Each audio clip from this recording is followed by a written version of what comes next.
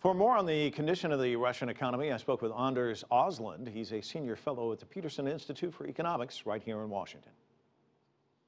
Well, you can say that the Russian economy is quite stable financially, but it's growing too slowly. That's the big concern in Russia, that the growth this year will be something like 2%, and the government wants at least 4% growth. I see where one government minister says Russian exports can no longer be the key driver of economic growth. So what would be the key driver for economic growth in that country?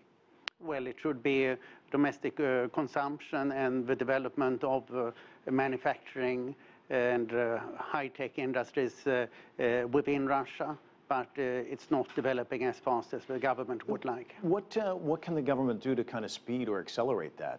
Or can they do much? You can say that the big problem in Russia is that there's too little competition on the domestic market.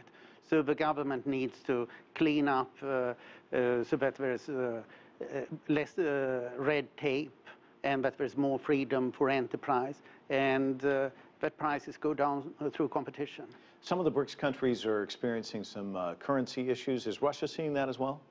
It has, and it comes somewhat as a surprise that the Russian ruble has fallen by 10% in relation to the US dollar this year. It should not really happen, but apparently this is expectation of the oil price falling sometime in the future. So far it hasn't really.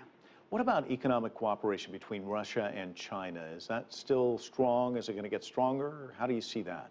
Yes, I think it will, and President Vladimir Putin is very much emphasizing his economic cooperation with China as the main point for the future.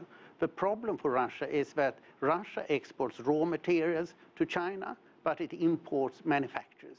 So it looks like the weaker partner in that relationship. Let me ask you about this G20 summit. It rotates, so you only get it once every 20 years. How important is this to Russia? And I guess every country puts their own imprint on it. So how would you see Russia's imprint on this G20 summit? What President Putin says is that he will emphasize jobs and economic growth as everybody. But in reality, I think that we are likely to see President Putin lining up the BRICS countries, Brazil, Russia, India, China, and South Africa, against the West. How will that play out? Well, the question is if the others want to participate. President Putin argues that the United States caused the financial crisis, the European Union aggravated it, and it's thanks to the good BRICS country that the global economy is still growing. We've got maybe 20 seconds left. Let me ask you this. What will be the main headline coming out of this G20 summit? What do you see it as? Division between the West and the BRICS.